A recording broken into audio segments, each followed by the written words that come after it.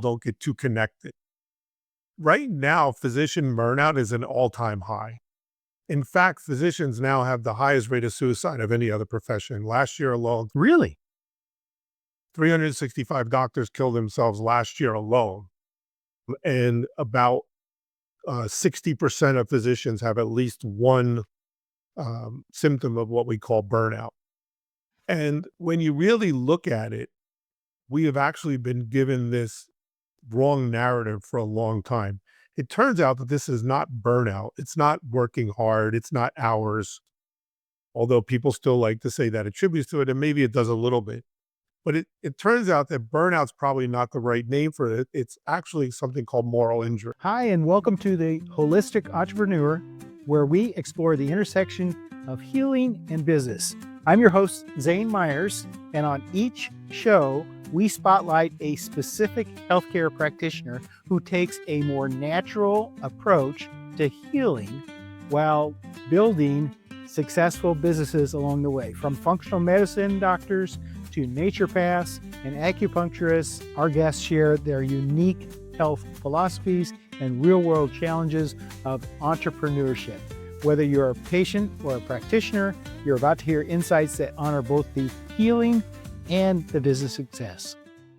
I like to run these, so I'm kind of asking you about your personal life, and then your personal experience, how you got to where you are, and then about your practice, where you've been, and how you've built your business, both your practice, practice, your medical practice, as well as your speaking business, which is kind of Mhm. interesting. And I did some reading a little bit about your background. I'm just curious.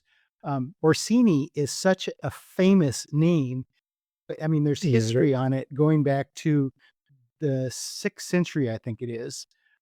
There's yep. been more popes from the Orsini family than Wow, are you you really know your part stuff. of that? Are you part of that It's very lineage? I interesting. mean, it's It is interesting there. I actually followed, did my ancestry.com and got all the way. My family's from a little town inside called San Lupo, Italy, near Naples.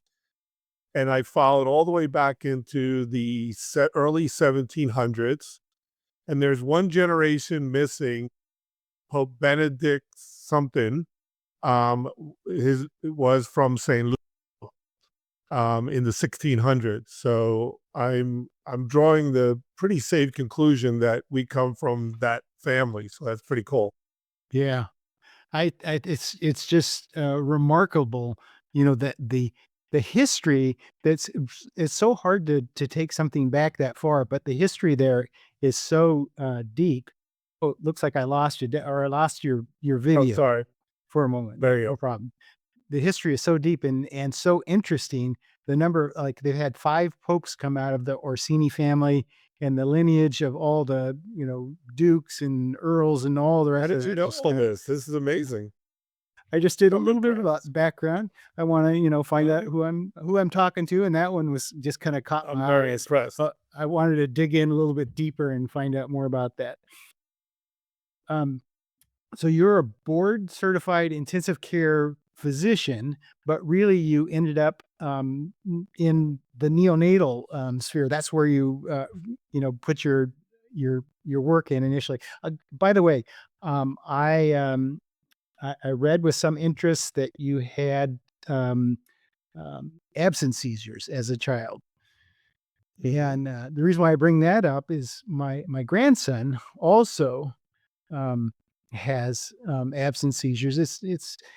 And we think he's going to grow out of it, and it's not like it's something that's not manageable, but it does, it is cause some concern. Yeah, of course. And I read that in your book about that have an effect on your family. Yeah, and in fact, yes, I am a board certified neonatologist. I say in my biography that I'm an intensive care physician just to simplify things because I usually get what's a neonatologist, but I'm a board certified neonatologist, and you're right, I run the neonatal intensive care unit. But yeah, I had the absence seizures. There's a great story of my first seizure on Christmas Day that I tell in some of my keynotes, and how there was, somewhere between 6 inches and 4 feet of snow on the ground when my, as depending on when my father tells the story. And I outgrew them. Probably, I think I was on meds until I was 13, and thank God I've been off meds since then. It's fascinating. So now you're at Nicholas Children's, the system there, and you're in charge of the pediatric neonatal.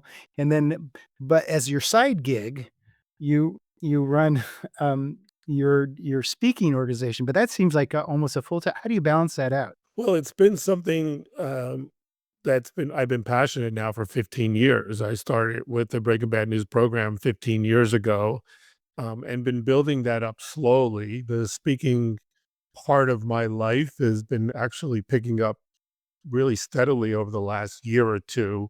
I was spending a lot of time on the roads and balancing my clinical with Nicholas Children's.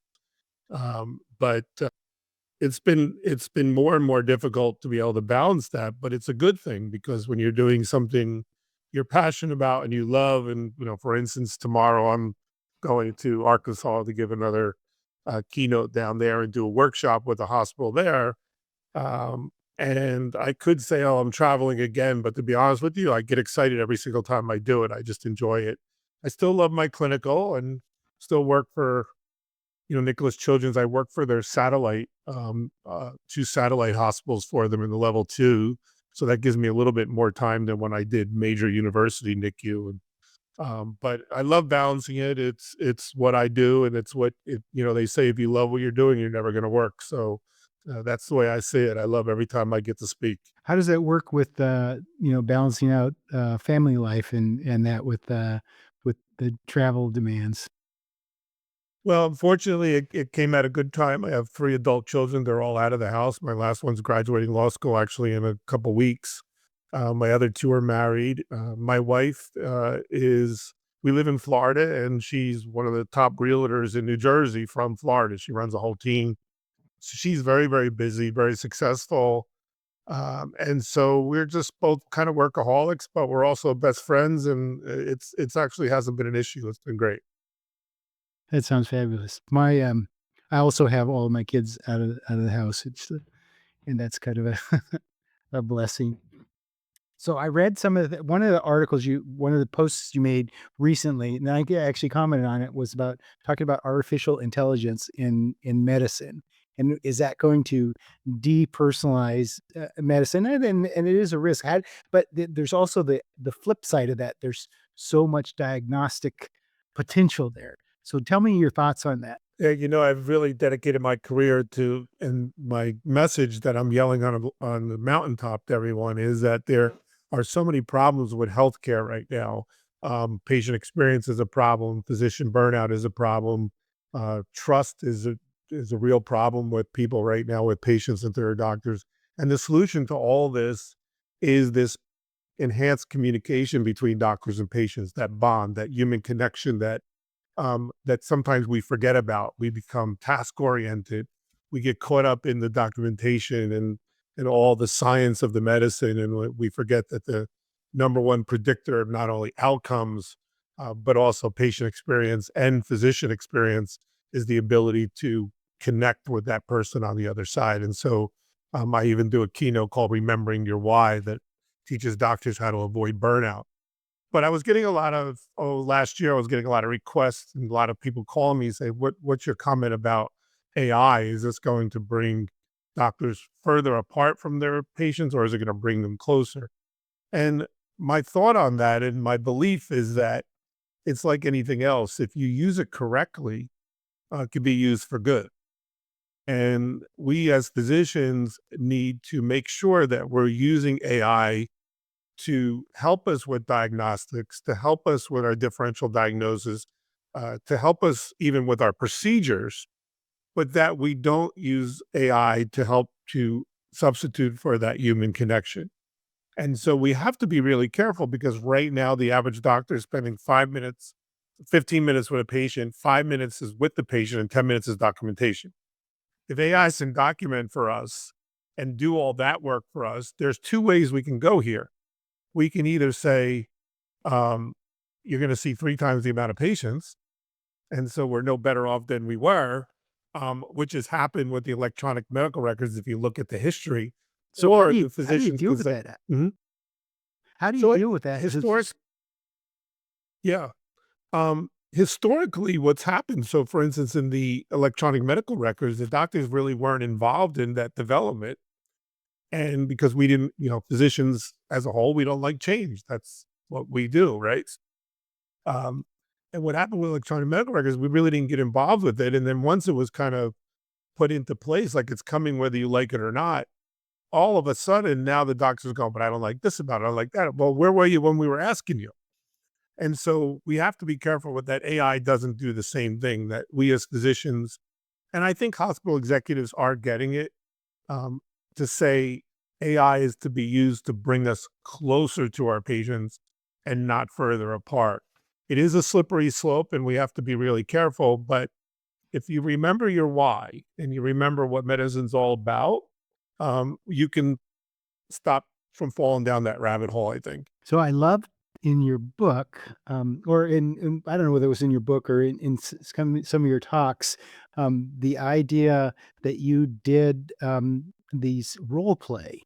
And so I came from originally from a background, many decades of building sales organizations, and it reminded me so much because when the salesperson was able to, so I'm going to relate this because I have a background in this, and I was in medical devices too, strangely enough. So when the salesman was able to listen very carefully and relate and be interested in not as much the questions as it was the responses, and think about the responses and respond to them, and role play was such a big part of getting that empathy into being an exceptional salesperson. I I I took some great interest in that. Yeah. So if we go back to when I first started the Breaking Bad News program that really sparked my interest on communication and medicine, once I did that 10 years of research of looking into, is there a right way and a wrong way to deliver tragic news to a patient and a family, and determined that there was indeed a right way. And we interviewed maybe 100 families. Um, and once I did that, I said, okay, how could we teach this? And traditionally, medicine now, medical schools are getting into a little bit of role playing with, they call them simulated patients or OSCEs, where the doctor does a history and physical, and these simulated patients or actors have a script. We tried doing that with simulated patients and had scripts, and it didn't work. And the reason why it didn't work for a couple reasons. One is that for doctors to really get into that this is real scenario, the acting has to be really top notch. And it also has to be improvisational, because what I tell the doctors when we're doing improvisational role play is the way a family member or a patient reacts to what you're saying is not random. We'd like to think it is, but it's not. The reaction, especially when you're dealing with difficult news, the reaction is largely due, if not entirely due, by how you made them feel. Our research shows this both in the short term and in the long term. And so our actors, when we do the improvisation role play, these are specially trained actors in improv. We don't give them scripts. We give them the background, as you know, we give them a background of, what they do for a living, what their relationship is. But I want them, and they do a really good job at it. And I'll tell the doctor that we're training, listen, if you make them mad, they're going to yell at you. And if you make them want to hug you, they're going to hug you, and they're going to react. And we'll play. We've done thousands of these. And sometimes when we'll use the same actors, depending on what region we're in, but we'll use the same actors, and I'll never see it played the same way. And I think that's what we really need, the improvisation role playing. But I'll tell the doctor, this is the whole point of this exercise, is that you need to understand that the patient acts mad, it's because of something that you said or did. And many times it's nonverbal. It's not. And that's what we really stress a lot about nonverbal communication. So traditionally, I've always heard from the medical community. I mean, this goes back decades, but it was don't get too involved with your patients. We want to keep a certain distance from the patients, and I never really did understand that. I did understand that as a protective mechanism for the doctor, but for the patient, it definitely. How much of that do you battle? That thought process, where the So doctors here's the protect really themselves. interesting this is really interesting, Zane. I'm glad you asked me about this. So traditionally, that's what doctors were told. And they were always told, don't feel. And moral injury occurs when people are forced to act contrary to their common beliefs and thoughts. And so what's happening is that physicians, if you really get down to it, what happens is that physicians are told not to feel, not to get close to their patients, not to get compassionate. Well, when they do that, that's not why they went into medicine in the first place, and it's not how they were raised, and they're acting contrary to their core beliefs and values. And so it actually causes more moral injury. And studies have shown that the part of your brain that shows compassion actually grows with the more compassion and empathy that you have. And so the narrative we've been told for over 100 years to not feel is actually damaging us too. So um, not only do patients really value a doctor who cares and a doctor who's empathetic and a doctor who puts his hand on the shoulder, I tell physicians all the time, you're not only doing it for your patients, you're doing it for yourself. So it's Mhm. actually the opposite of what we've been told all these time. Yep. So I did like your comment about medicine becoming task oriented instead of patient oriented. So, can you tell me a little bit about any sort of specific success story where you've had kind of a turnaround? So, I'm talking not as much about the patient side, but your where you were able to reach somebody and get them to kind of convert over to the empathetic physician from where they were previously. So yeah, multiple times. First, I'll say that we've done about 5,000 doctors on one over the last 15 years, training them in the Breaking Bad news part of the communication training, and we found that there's about 15% of them when we put them through the improvisational role playing, who just knock it out of the park. They're naturally empathetic. They're great communers. Sadly, there's about 15% that I could train them every day and they're just never going to get that whole compassionate part of it. But 70% of them, and we've looked at this, 70% of them want to be good communicators, want to be empathetic, want to help their patients, but we're just never taught. And the amount of appreciation that we get from these doctors after we give them this 1 hour of training is overwhelming. I mean, they can't stop thanking us. Some of them have practiced in fields like hematology and oncology, and for 20 years, and have said, "I've never, you've shown me the light." The other thing that we do a lot is we get referred doctors from healthcare attorneys, doctors who are in trouble with the board of medical examiners, doctors who are about to lose their Mhm. license because they've had so many complaints from patients. And we do coaching and remote improvisational role playing and help them out. But I'll tell you one really great story. So we were doing training some residents in a hospital maybe about 5 years ago. And I get a call from the chief surgeon. And he says to me, Tony, do you have any room for this surgeon? I've just about had it with him. I'm tired of getting complaints from him. And I told him if he doesn't do your role playing session, he's done. So I said, yeah, we'll fit him in. So he comes in, and I typically teach with the instructors, not just me. We have lay people, we have other doctors that do it. And we decided to give him a particular case of a medical error.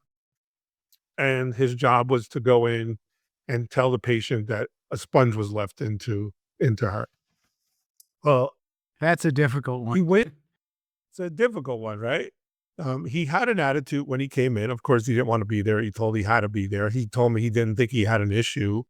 And I said, well, let's just try. So he went in, um, and he really made, I told you, the actors do improv, right? He made the actors very angry, right? It did not go well. So after we do the videotape recording of that, we bring them in and we watch the videotape. And the other instructor said to me, Tony, this guy's making me so angry. I can't even say a word to him. I can't even look at him. That's how much of a jerk he is. I said, all right, well, um, let's just, see what he says. And I said, how'd it go? And he said, "Oh, I thought it went fine. So I said, okay, let's just play your video. Zane, we got about a minute and 30 to 2 minutes into the videotape. And he looked at me and he said, I never realized I was such an ass. I mean, with total sincerity. And I said, you think? I'm trying to be nice. And he watched the whole thing. And he said to me, can I stay the rest of the day to learn more? And he stayed the whole day. And do you know he is now an instructor for our residents to teach them empathy? I mean, That's how about amazing. that? That's I mean, quite a that is turnaround. an exceptional story. Yeah, really great. Yeah, that's an exceptional story. Can I talk to you a little bit about the business side of, running both of these things? So do you work at the hospital as an employee, or is that a separate business? No, I'm employed by Nicholas Children's, and I have to Okay. say always my views are not that of Nicholas Children's, and I don't represent them at this during this time. So, even though I'm mentioning their name, I want to make sure that that's clear to make the attorneys happy. Shakespeare But says that's my one best. life. The first thing we do is kill all of the lawyers. Yeah, that's right. So making them happy, my views are my own. Have nothing to do with Nicholas Children's. Um, Yes. I only and I run the Orsini Way during my free time, Mhm. but it's rewarding because I get to do two things. And the Orsini Way originally started out 15 years ago as a little 501(c)(3). And when that didn't work out for a variety of reasons, we turned it into an LLC. And it actually has, until recently, lost money every year. Right. But things are really picking up, and my speaking opportunities are much better. And I've invested in the business, and I've invested in myself in learning and getting coached and becoming a better me and a better speaker. So we're very optimistic about the future. Tell me about that, becoming a better speaker. That's kind of an offshoot, but I know that when you're talking, there's so many different things that you need to think about in the beginning, and then hopefully over a period of time, then they become natural. How did you the evolution of you as a speaker? I had a message and I had some natural speaking abilities. And I thought that was enough. And it was. I was doing okay. I was asked to speak frequently. I was getting a lot of accolades. But I ran into somebody who was involved in really a company that is made up of really four or more really powerful keynote speakers, the top guys in the business, and they do kind of conferences and coaching, et cetera, and they teach the business of speaking. The name of their company is called Impact 11, and run by a bunch of wonderful people who taught me that even the people who are at top in their business can always get better. There's every and to analyze every word that I say, to analyze how I deliver that message, and to hone in on what my message is. And they also taught me that it's a business like anything else, and how you run that business. That professional people think that those who professionally speak are just naturally good at it. They practice at it just as much as a baseball player or a football player. And so I have to thank them for that. And I think that's why I'm really taking off lately. Because of your practice, your dedication to your speaking craft, you mean? And honing my message, and Impact 11 has helped me do that to make sure. And I have several different keynotes, but they're all related uh, to communication, and really mastering the art of verbal and nonverbal communication, and how to build relationships, and whether that's with patients, or I mean, I've even spoken to some HR departments on how to have difficult conversations in HR. So it's all about communication. And really, as you know, with your sales background, right? Communication is really the linchpin for success. So your dad was a beat cop. So I'm jumping all over the place. How does that impact Yeah. you as an adult? My Or dad as was in SWAT.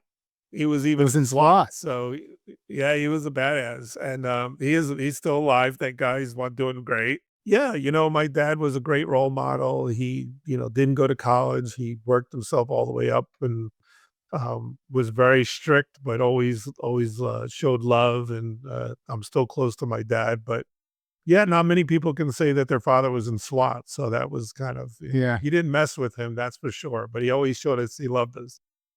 Yeah. Did you have a bunch of siblings? I have a younger brother who was also a police officer. Ironically, just as a side, everyone in my family are cops except for me. I just come from a big family of cops, uncles, cousins, father, brother, everyone. Wow. So I saw that your cousin was on your podcast, and he works for an organization that's part of the Gary V group of companies. I thought that was kind of interesting. Do you have My a, daughter works for them too. oh, really? So that's interesting. I Yes, was going doing to ask really you well if you there. had, Yeah. I imagine that is helpful in your, speaking engagement, or I don't know if that does help you at all, or if you have any. No, I mean, James and I grew up together. We were like brothers, and we're still pretty close. But he kind of does this his thing. I do my thing. I'll call him for advice every now and then. He'll ask me for some advice, but medical advice. But I don't know if that relationship has really done anything. I had Claude Silver on. She was my daughter's boss, and she's from VaynerMedia too. So there's a little bit of a connection there, but really that's about it. So, do you have anything you want to plug? You've got your podcast going on. You've got your the Orsini Way. You can't really plug the hospital, but it's almost like you're having fun with everything that you're doing. Yes, and the latest project that we're taking on that's really been very, very popular, the CMS, Committee for Medicare and Medicaid Services, has recently, within the last year, really put out some very strong recommendations on how to disclose medical errors. Medical errors are very common in medicine, and traditionally physicians have kind of stayed away from disclosing that. And we've now known from some very good programs uh, that disclosing that medical error when it occurs and doing it correctly not only helps the patient, but also helps the physician after the medical error. And so now that the recommendation is that physicians are actually the one who reveal that medical error when it happens, it's no longer attorneys or risk managers.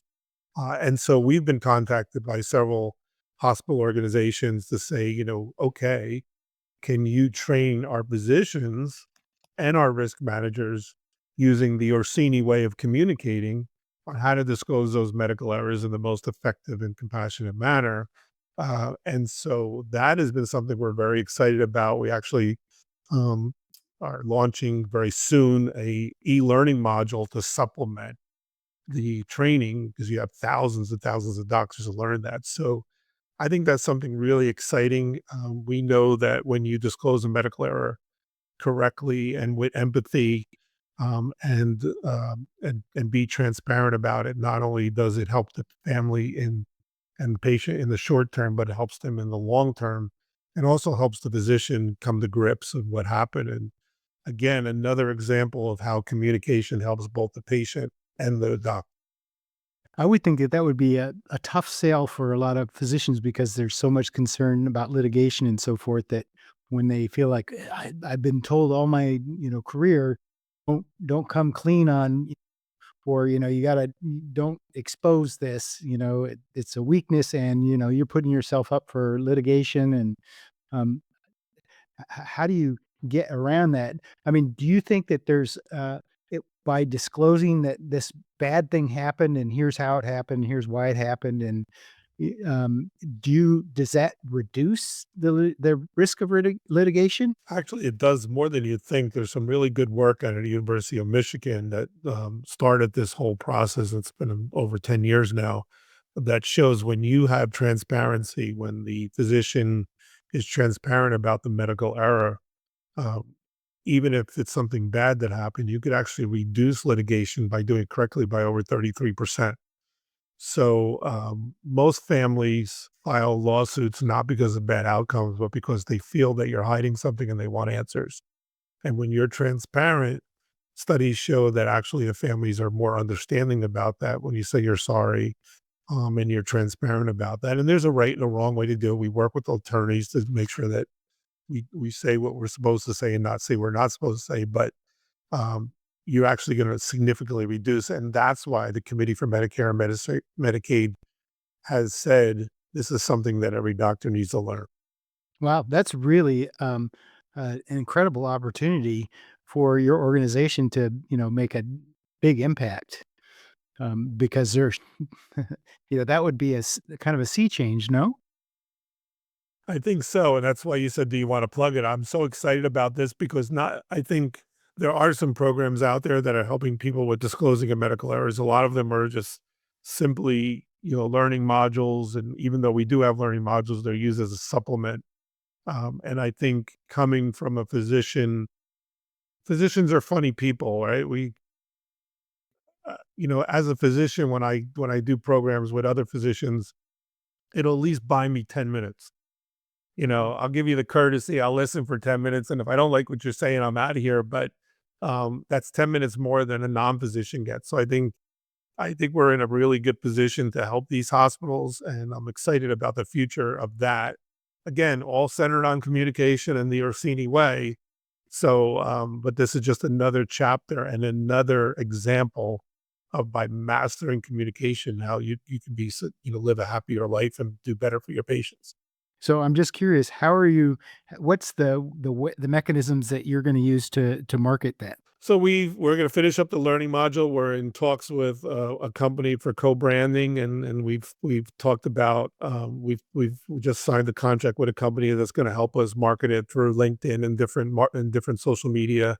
But I would say in the past, most of our business has come from word of mouth and the reputation that we built. And perhaps it took way too long if we had done it the right way. But for instance, the lecture that I'm giving tomorrow is the third keynote that I'm giving from a keynote back in November. And it's interesting because I gave that keynote in November, 2 days before my son got married. And my wife said, I'll let you do it, but if you miss the plane, don't come home. So she did not want me to come, and I did it. I made the wedding. Everything was happy. And from that keynote, I've gotten three other workshops. So uh, that's our strongest way of marketing ourselves is just doing a good job and have people refer you. So I want to ask you about your book. It's all in the delivery. I know that was, what was that, 2020 that you wrote I the book? think so. Yeah. Yeah. Yeah. It's been a So long time it's now. been 5 years. So was that, how long did it take you to write that? Well, probably about 5 years because I kept putting it down, starting it again, putting it down, starting again. So it's hard to say. It wasn't 5 years continuous, but a good year, and I had a really good editor and some people that I knew through mutual friends that helped me with it. So um, it was one of the things that I'm really proud of. I mean, it was writing a book is just the most arduous thing you could possibly do, and when it's over, you feel like Rory McIlroy winning the Masters. That's what you feel like, with total relief. So was that helpful in your business, or was it just helpful to get it all out, or both? Um, my I had 2 goals when I wrote it. One is to another opportunity to spread my message of communication, but also as an author and as using it as a reference, and it builds credibility as a speaker. And so typically when I speak, the hospital or association will buy a bunch of books and hand them out. So I think it accomplished. I wasn't looking to write a bestseller, but I wanted a handbook, if you will, for people to be able to buy and read. I didn't want it to be really long. It's nice and short. I think it's readable, and it gives all the strong points about what I believe and the message that I'm trying to get. Mhm. So it's kind of like so we have a separate company called Credibility Books, and I'm not selling you on this. It's kind of I'm always interested in people and their books, and it seems like a universal. Um, it depends. Somebody who writes a book to be a bestseller, that's a job. But someone who writes a book as it's their passion and it's almost becomes like their calling card. That's something completely different. It's really as powerful for them to kind of get it all out there, and I think it's easier to talk about the subject matter when you've really written down.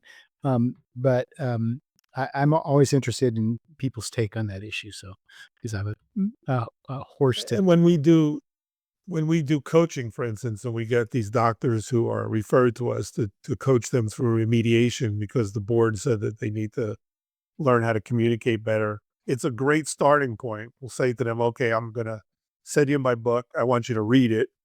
And then we're going to have a few coaching sessions. And then we're going to put you through some improvisational role playing.